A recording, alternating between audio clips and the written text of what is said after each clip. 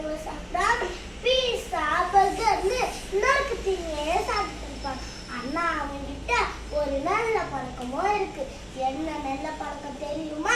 School முடிஞ்சு வீட்டுக்கு வந்த உடனே ஸ்கூல்ல நடக்கிற எல்லா விஷயத்தையுமே அவங்க பாட்டி கிட்ட சொல்லுவாங்க.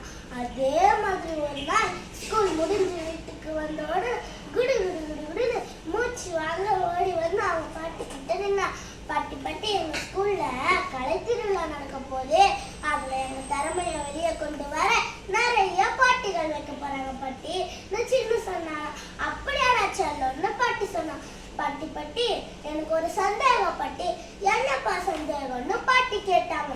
பாட்டி பாட்டி எங்களுடைய கலை திருவிழாவுடைய தலைப்பே பசுமையும் பாரம்பரியம்னு எங்க டீச்சர் சொன்னாங்க பாட்டி. பசுமையும் பாரம்பரியம்னா என்ன பாட்டி சின்ன கேட்டாங்க.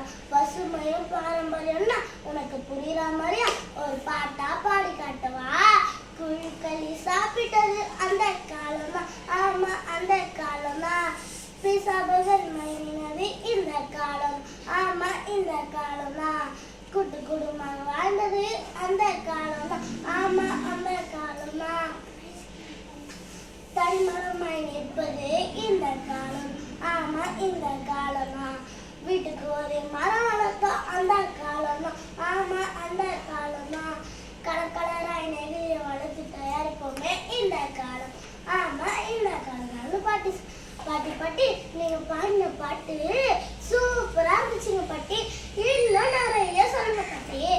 சின்ன கேட்டாலும் பாரம்பரியம்னா என்ன தெரியுமா?